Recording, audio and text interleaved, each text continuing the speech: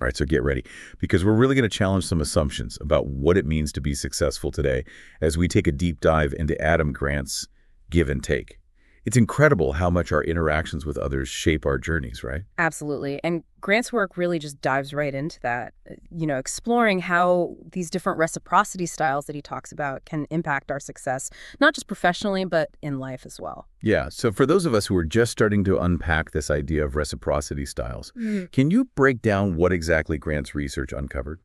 Yeah, so his research basically pinpoints these three fundamental interaction styles: Hmm. givers, takers, and then the folks in the middle, the matchers. Okay. And so givers are those people who consistently prioritize helping others sometimes, even if it puts them at a disadvantage. They're the mentors in our lives. They're the ones who share their knowledge freely without any expectation of something in return. They're the connectors who are always looking out for everyone else. And I'm assuming takers are like the opposite end of that spectrum. Yes, exactly. Takers are hyper-focused on maximizing their own gains, often at the expense of others. So they're very strategic, calculated in how they interact, always angling to come out on top. Okay, got it. And then where do these matchers fit into this whole equation? Matchers, they try to strike a balance, Fairness is key for them. They really believe in quid pro quo. You scratch my back, I'll scratch yours. So they're not opposed to helping, but there's an inherent expectation of reciprocity. So it's kind of like a calculated approach to giving as opposed to givers who seem to have that more genuine desire to just contribute. Precisely. Now, conventional wisdom might lead you to believe that it's the givers who end up getting the short end of the stick, always putting others first, maybe getting overlooked for promotions or those big opportunities. Yeah, that's definitely a stereotype we hear a lot, right? Yeah.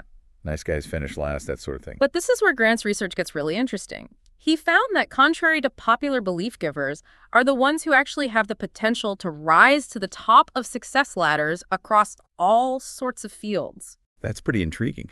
How do they manage that?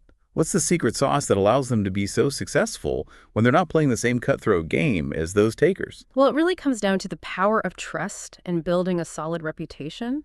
When you consistently prioritize helping others like givers, do you cultivate an incredible amount of trust and goodwill among your colleagues, your clients, even your competitors?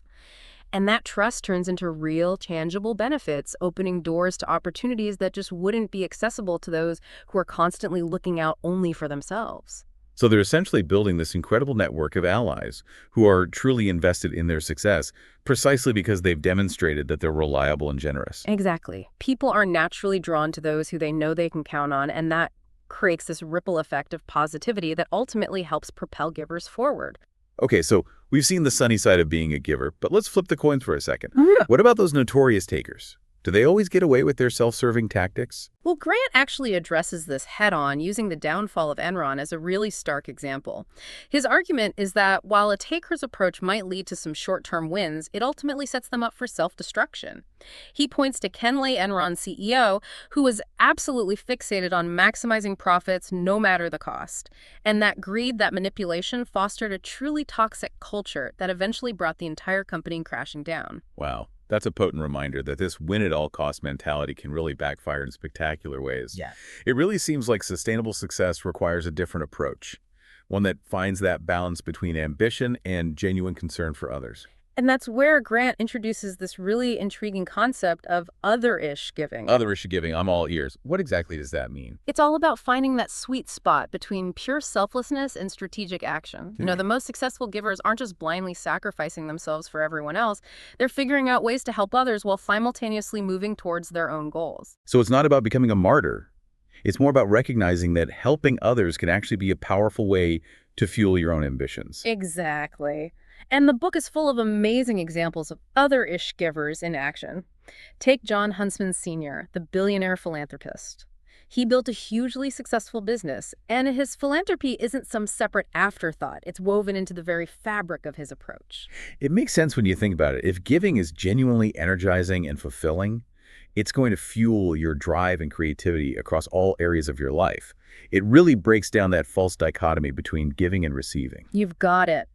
And that brings us to a really crucial point. Grant highlights how purely selfless givers often end up burning out because they're not taking care of their own needs. Otherish giving, on the other hand, is sustainable because you're giving in a way that feels good and keeps you motivated. I'm starting to see the nuance here. It's not just about the act of giving itself. It's about the why behind it and the approach you take. You're right on the money. It's all about finding that balance and recognizing that you can't pour from an empty cup.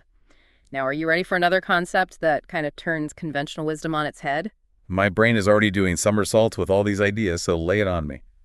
Let's talk about powerless communication. It sounds completely counterintuitive at first, but when you really dig into it, it makes a lot of sense. Powerless communication. How can being less assertive actually make you more influential? It's quite the paradox, right? But think about it this way. Givers tend to communicate in a way that emphasizes vulnerability. They ask questions, they talk tentatively, and they're not afraid to seek advice. Okay, I'm starting to see how that might actually work. It's like lowering your guard and creating space for a genuine connection to happen. Exactly. When someone expresses vulnerability, it instantly makes them more relatable, more approachable. Asking questions demonstrates genuine interest in the other person's perspective. Talking tentatively invites collaboration and an open dialogue, and seeking advice makes the other person feel valued and respected. So it's almost like by diminishing your perceived power, you're actually leveling the playing field, which allows trust and collaboration to flourish. Precisely. And that trust is the foundation of influence. People are much more likely to be persuaded by someone they trust and feel comfortable with. It's a subtle but incredibly powerful dynamic. I can already see how this applies in so many different contexts, from something like negotiating a business deal to navigating a difficult conversation with a close friend. It really challenges that deeply ingrained notion that you have to be dominant and assertive to get what you want. Okay, so we've seen how givers can not only survive, but thrive, even in those super competitive environments. Yeah. But let's be real, there are definitely people out there who will exploit that generosity given the chance. How do givers protect themselves from constantly being taken advantage of? That's a critical question, and Grant provides some practical strategies that givers can use to handle those tricky situations. I'm definitely interested in those. What are some of the key takeaways? One important strategy is something he calls sincerity screening. It involves learning how to spot takers early on by recognizing those telltale patterns of behavior. So it's like developing a sixth sense for those who might be looking to take advantage. Exactly. It's about really paying attention to how someone talks about their past interactions, seeking feedback from others who have dealt with this person, and looking for any inconsistencies between their words and their actions. It sounds like an absolutely crucial skill for givers to develop. Because if you're constantly being exploited, it's going to be really hard to maintain that generosity. You're going to end up feeling resentful and just completely burned out. Right. And that's where another strategy comes in, one that I find particularly fascinating: perspective taking. Perspective taking. Why would a giver need to understand the taker's point of view? Well, it's not about excusing the taker's behavior, but rather trying to grasp their motivations and their goals. This allows givers to find creative solutions that can actually benefit both parties. So it's not about just giving in, but more about seeking out that win-win solution. It sounds like it requires a lot of empathy and creativity. Absolutely. And that leads us to the final strategy. Grant emphasizes assertiveness. So givers do need to learn when and how to say no. Yes, it's absolutely crucial for them to advocate for their own needs and set those clear boundaries to prevent being constantly taken advantage of. This is where that balance comes in again. It's not about becoming a taker yourself, but about knowing your limits and being clear about what you are and are not willing to give. It's about recognizing that being a giver doesn't equate to being a doormat. You can be generous, helpful, while still standing up for yourself and making sure you're taking care of your own well-being. Exactly. And this focus on the individual actually leads to a broader question. What if organizations actually took an active role in cultivating a giving spirit among their employees? That's a fascinating thought. What would that kind of workplace look like? How would it function differently? Well, Grant suggests promoting something called generalized reciprocity, where you encourage employees to help anyone in need, regardless of whether there's any expectation of a returned favor. I love that. It completely breaks down those transactional barriers and fosters a much more collaborative and supportive environment. It's not about keeping score or expecting quid pro quo, but about offering help freely wherever it's needed. Exactly. It's all about shifting from a scarcity mindset to an abundance mindset. Instead of competing for those limited resources, you're all working together to create more value for everyone. And that. Picking up where we left off, one of the most fascinating examples of a successful giver that Grant highlights in the book is Adam Rifkin, who is actually named Fortune's best networker. Oh, yeah. I remember reading about him. Didn't he have like a crazy number of LinkedIn connections with some of the most powerful people in Fortune 500 companies? You got it. We're talking like founders of Facebook, Twitter, Netscape, the list goes on and on.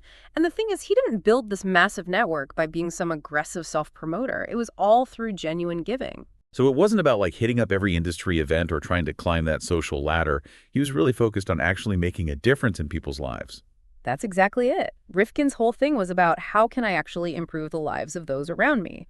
He was a huge leader in online communities, always working to strengthen relationships and smooth over conflicts. He even shut down his own successful startup, Renku, to go all in on being a giver, guiding other startups and connecting people who could help each other. That's pretty incredible. Yeah. Talk about putting your money where your mouth is. It really shows that giving wasn't just some side hobby for him.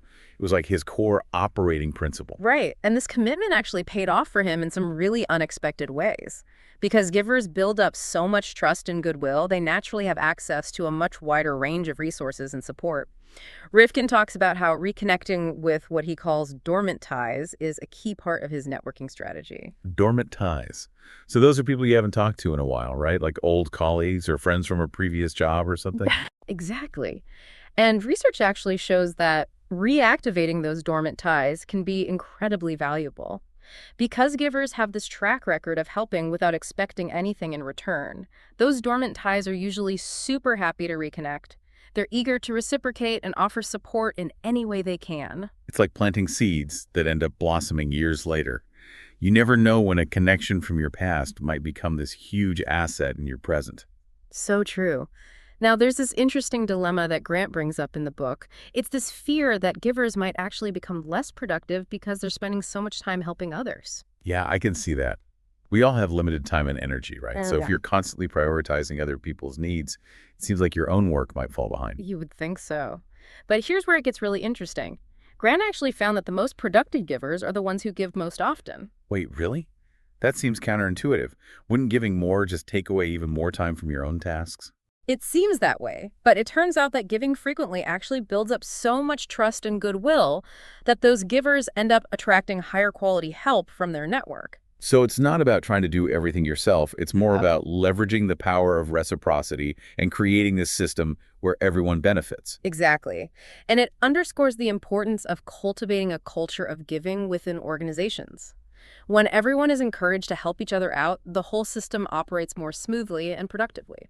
It's about moving away from that scarcity mindset, where everyone's competing for resources, and embracing this more abundant mindset where collaboration is what fuels success. And it goes beyond just productivity. It actually creates a more fulfilling and meaningful work experience. Uh-huh. Grant talks about how givers are often drawn to jobs where they can make a positive impact on others. I can totally relate to that. When you feel like your work has a purpose, it gives you this extra motivation to go above and beyond. Absolutely. And that brings us to another really fascinating example from the book. George Meyer, the comedic genius behind The Simpsons Meyer, was known for being incredibly talented, but also incredibly willing to help others. Okay, as a huge Simpsons fan myself, I need to hear more about this. What kind of giving did he do? Well, he was notorious for rarely taking credit for his own ideas. He would often come up with these amazing concepts for episodes, but then he'd just hand them off to other writers to flesh out. He focused on these less glamorous tasks like rewriting and revising to make sure each episode was as good as it could be. Wow, he was putting the team's success ahead of his own ego. It's no wonder he was so respected in that writer's room. It really challenges this idea we have in Western culture of the lone genius, this individual who achieves greatness through sheer willpower. In reality, success is almost always a team effort. We all rely on others for support, inspiration, collaboration, and sometimes the greatest contribution you can make is actually helping others shine. Precisely, givers just get that instinctively. By elevating those around them, they ultimately elevate themselves. It's not about diminishing your own contributions, but more about amplifying the contributions of others, which creates this synergy that benefits everyone. I love that. It's like a much more sustainable and fulfilling path to success. It reminds me of that African proverb, if you want to go fast, go alone. If you want to go far, go together. Beautifully said. And it ties into another important point that Grant emphasizes: recognizing and developing talent in others. That feels absolutely crucial for leaders, managers, really anyone who works with others. Sure. Do you think givers approach talent development differently? I do. They tend to be less susceptible to those biases that cloud judgment. For example, they're less likely to fall into the trap of the sunk cost fallacy. Oh, the sunk cost fallacy. That's when you keep investing in something, even when it's clearly not working out just because you've already sunk so much time or effort into it. That's it. And it can be a disaster when it comes to developing talent. If you're too attached to your initial assessment of someone, you might miss their true potential, or you might keep investing in them even when it's clear they're not the right fit. It's like stubbornly holding on to a losing stock because you're emotionally attached to it. Sometimes the best move is to cut your losses and move on. Exactly. Givers are better at doing that because they're not as driven by ego. They're more willing to admit when they've made a mistake, and they're more focused on finding the solution that works for everyone, even if it means letting someone go. It takes a lot of humility and self-awareness to operate that way, but it ultimately leads to better decisions and a more successful team. Absolutely. And this brings us back to a fascinating aspect of giver behavior, their approach to communication. We touched earlier on powerless communication, which is that tendency to express vulnerability, ask questions, and seek advice. Yeah, it's such a counterintuitive approach, but Grant makes a really compelling case for its effectiveness. Why would showing vulnerability be a strength? Well, one of the key benefits of powerless communication is that it builds rapport and trust, which are essential for persuasion and influence. Because when someone feels like you genuinely care about their perspective and you're not just trying to push your own agenda, they're much more open to what you have to say. Exactly. Givers are great at this because they're naturally curious and empathetic. They really want to Right. understand other people's viewpoints. They ask questions not just to gather information, but to connect and show respect. It's like they're saying, I value your input. I want to learn from you. That kind of approach can be incredibly disarming. It makes people feel heard and understood, which really sets the stage for a much more productive and collaborative interaction. You're absolutely right. And it goes beyond just asking questions. It's about how those questions are asked. Givers tend to phrase their questions in a way that conveys a genuine desire to help, not to manipulate or take advantage. It's the difference between asking, how can I help you achieve your goals, versus how can I use you to achieve my goals? The intention behind the question makes all the difference. Precisely. And that sincerity comes through loud and clear. People can sense when someone is genuinely interested in helping them versus when someone is just trying to get something out of them. It's like that saying, people may not remember what you said, but they'll always remember how you made them feel. And givers have this knack for making people feel valued, respected, and supported. Absolutely. And that's such a powerful foundation for building lasting relationships, both personally and professionally. You know, it's interesting. We talk a lot about networking and building relationships, but we rarely talk about the importance of being a giver in those interactions. It's almost like we assume that networking is all about self-promotion and trying to climb that ladder. It's definitely a common misconception, but Grant's book really challenges that assumption. He shows that the most successful networkers are actually the ones who focus on giving first. Because when you approach networking with that giver mindset, it's not about what you can get from the other person.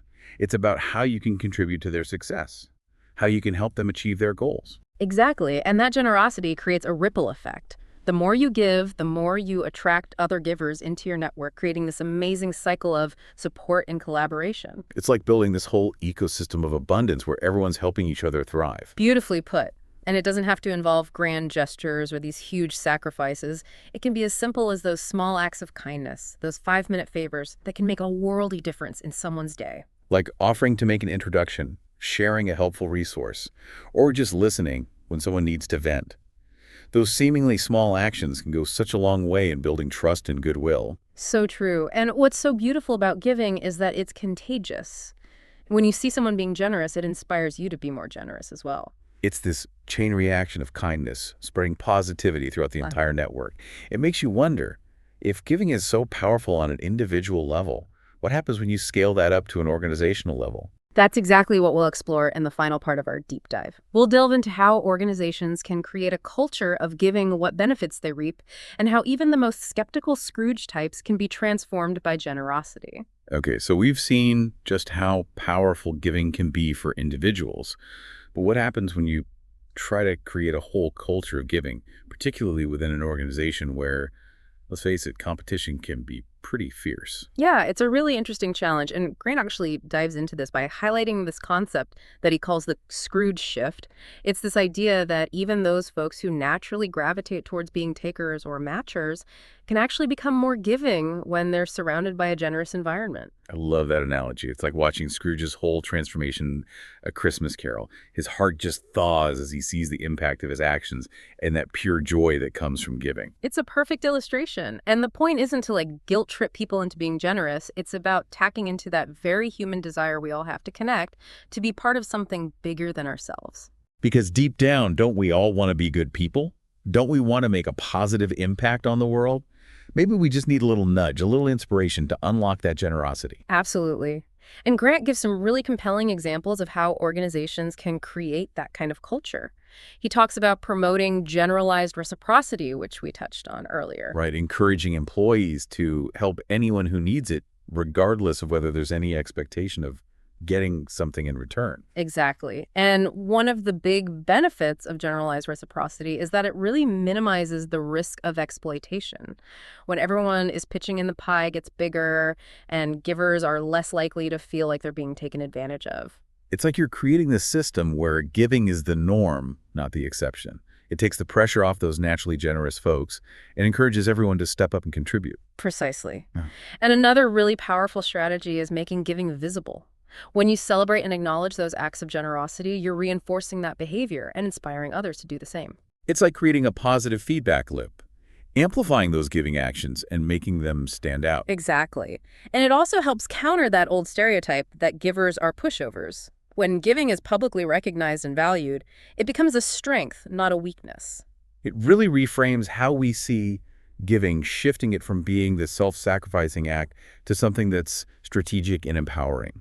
So beyond just encouraging this culture of giving, were there tangible things that organizations can actually do to support this shift? Absolutely. Some companies offer paid time off for volunteering, while others have matching programs where they donate to charities that their employees support. I love those ideas. It shows that the organization is truly invested in promoting that giving spirit. It doesn't have to be complicated or expensive either. Something as simple as creating a platform for employees to share their skills and knowledge with each other can have a huge impact. Like setting up a mentorship program or building an internal knowledge base.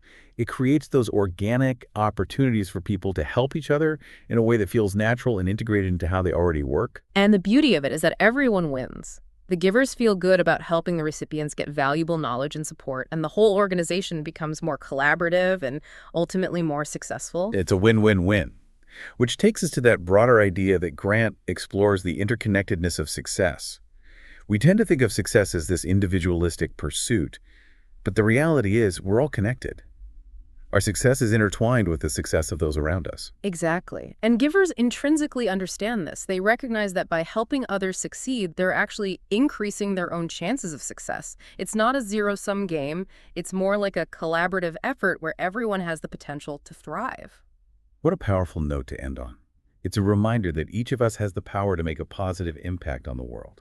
And that being generous isn't just some nice to have, it's actually a really smart way to live. It's a path to creating a more fulfilling, meaningful, and successful life for ourselves and everyone around us. I couldn't agree more. And as we wrap up our deep dive into Adam Grant's Give and Take, I want to leave you with a challenge. Think about one area of your life where you could embrace a more giving approach. It could be at work, in your relationships, or even within your community. What's one small step you can take today to shift from being a taker or a matcher to being a giver?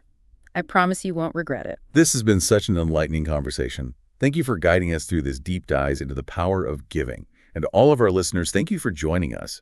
We hope this episode has inspired you to embrace generosity and to see the world through a new lens, a lens where giving isn't seen as a sacrifice, but as a true superpower. Until next time, keep diving deep and keep giving.